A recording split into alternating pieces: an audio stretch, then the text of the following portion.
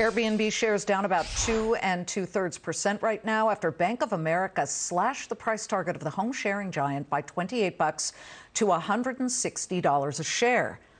Never mind that it's well below that at 113. B of A says Wall Street's turning negative on consumer spending, and the risk is now starting to affect the travel industry. B of A says it's looking for lower summer bookings as a possibility now.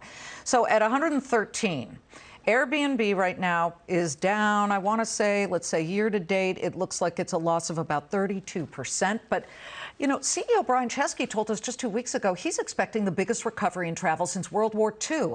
What does Wall Street see that travel companies have not, at least until now, seen? Let's get a read on what's happening in real time with Axel Hefer. He's CEO of travel search site Trivago. He's joining us in a Fox Business exclusive from Dusseldorf, Germany. Axel, 1 minute it's travel's the hottest search term on Google, and Wall Street's now suddenly getting cold feet. Are they right?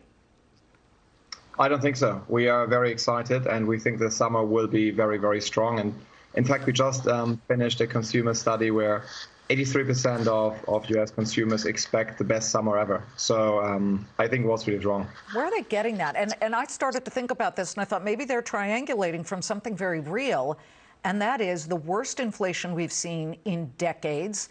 People at first were saying, you know what, I'll pay these prices. But suddenly, I mean, we were looking at some of the components of the consumer price index, inflation at the consumer level.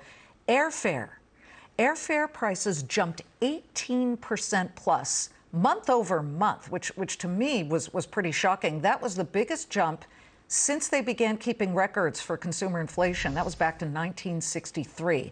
So I'm just wondering, are you still seeing the consumer out there willing to pay these prices as they continue to rise? Absolutely. And I think the one thing that the Wall Street is underestimating is the strong need for really a summer break.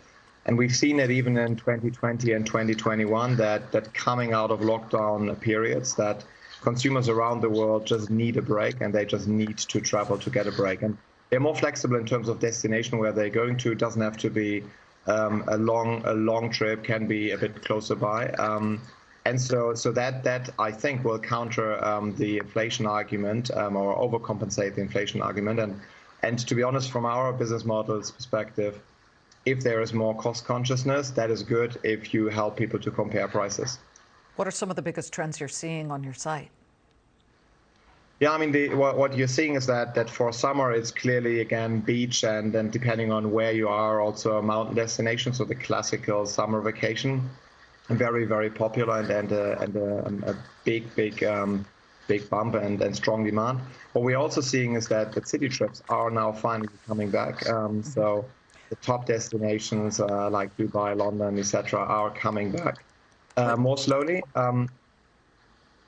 What I was going to say, let me just jump in here. What I was going to say is we've seen some head fakes, though, recently. We started to see the cruise industry showing real signs of robust, bookings. We had Carnival announcing really strong bookings a couple of quarters ago, and now the stocks are fluctuating, mostly down. So how does that part of the industry look? I mean, to be honest, I don't have any visibility into the cruise sector, but it's not a surprise to me. If you don't see the pandemic in daily life anymore, it's not a surprise to me that people are more comfortable to going back on cruise ships. But we don't have any business relationships with the cruise ship business.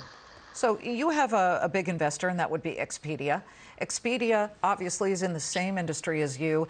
Overall, in the aggregate, what is the highest number you expect when it comes to travel bookings and the search for big packages and opportunities to see the beaches, as you put it, this summer?